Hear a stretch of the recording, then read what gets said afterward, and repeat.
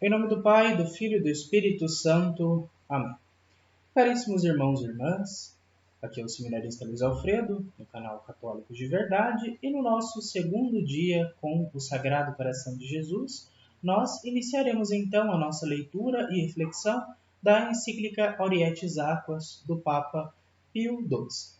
Então nós temos carta encíclica Aurietis Aquas do Sumo Pontífice Papa Pio XII, como de costume, aos veneráveis irmãos, patriarcas, primazes, arcebispos e bispos e outros ordinários do lugar, em paz e comunhão com a Sé Apostólica, sobre o culto ao Sagrado Coração de Jesus.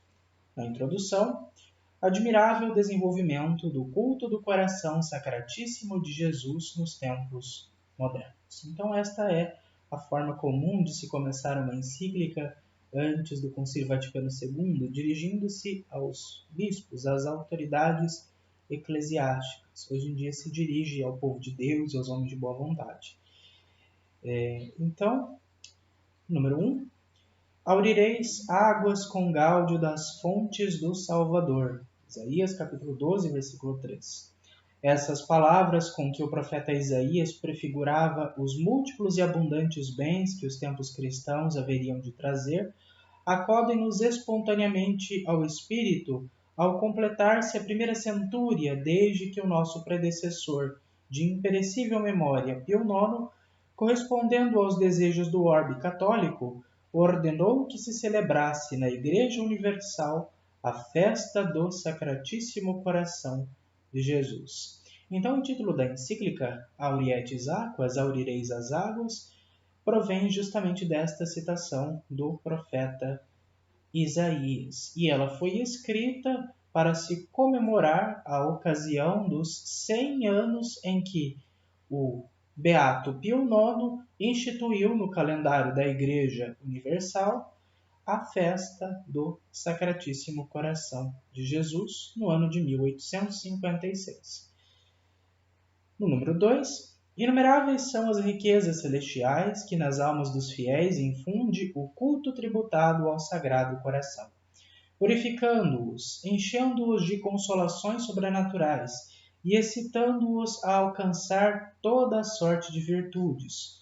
Portanto, tendo presentes as palavras do apóstolo São Tiago, toda dádiva preciosa e todo dom perfeito vem do alto e desce do Pai das luzes, neste culto que cada vez mais se incende e se estende por toda parte, com toda razão, podemos considerar o inapreciável dom que o Verbo encarnado e Salvador nosso, como único mediador da graça e da verdade entre o Pai Celestial e o gênero humano, concedeu à sua mística esposa nestes últimos séculos, em que ela teve de suportar tantos trabalhos e dificuldades. Assim, pois, gozando deste inestimável dom, pode a Igreja manifestar mais amplamente o seu amor ao Divino Fundador e cumprir mais fielmente a exortação que o evangelista São João põe na boca do próprio Jesus Cristo. No último dia da festa, que é o mais solene, Jesus pôs-se de pé e em alta voz dizia: Se alguém tem sede, venha a mim e beba. Quem crê em mim, do seu seio, como diz a Escritura, manarão rios de água viva. Isso disse pelo Espírito que haveriam de receber os que nele crescem. João capítulo 7, versículos 37 a 39. Ora, os que escutavam essas palavras de Jesus, pelas quais ele prometia que do seu seio haveria de manar uma fonte de água viva, certamente não lhes era difícil relacioná-las com os vaticínios com que Isaías, Ezequiel e Zacarias profetizavam o reino do Messias, e com a simbólica pedra que, golpeada por Moisés, de maneira milagrosa, haveria de jorrar água.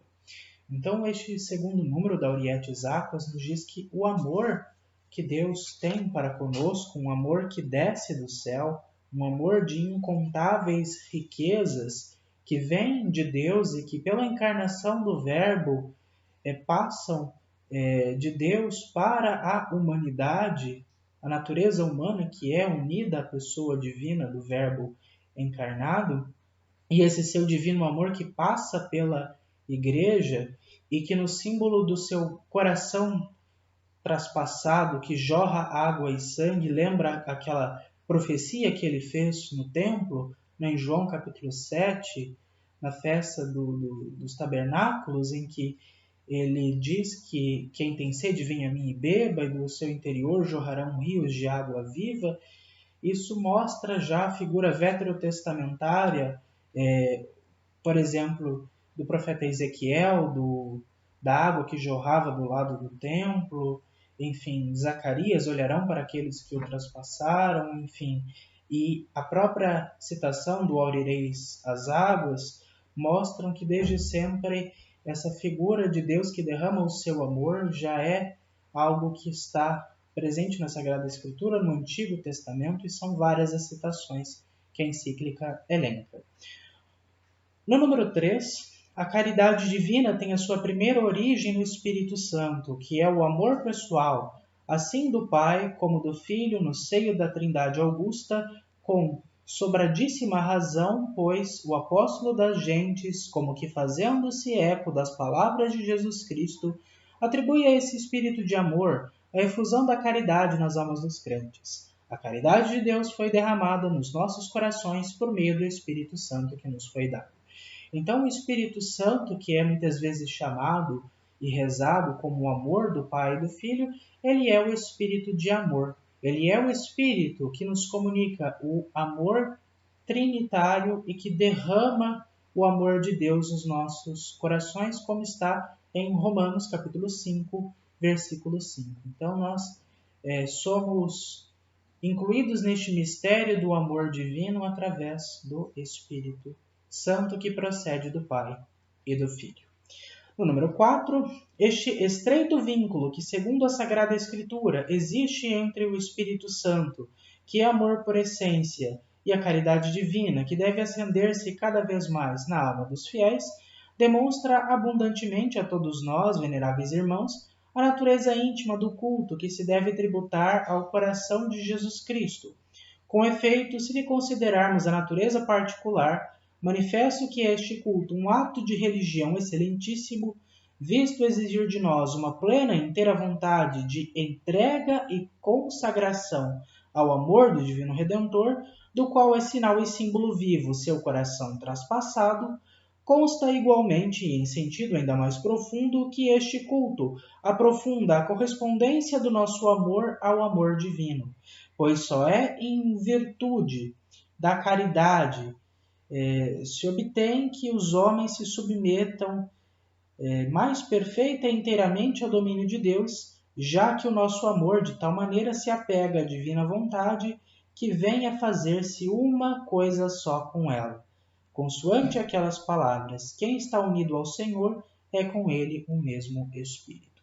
Então, Pio XII nos diz que o culto ao Sagrado Coração de Jesus é um ato de religião excelentíssimo, é uma consagração ao amor do Divino Redentor, não é? Que é Jesus, e que este culto aprofunda a nossa correspondência, a correspondência do nosso amor ao amor de Deus e nos ajuda a submeter de forma mais perfeita ao domínio de Deus na nossa vida e nos ajuda a estar unidos ao Senhor em espírito.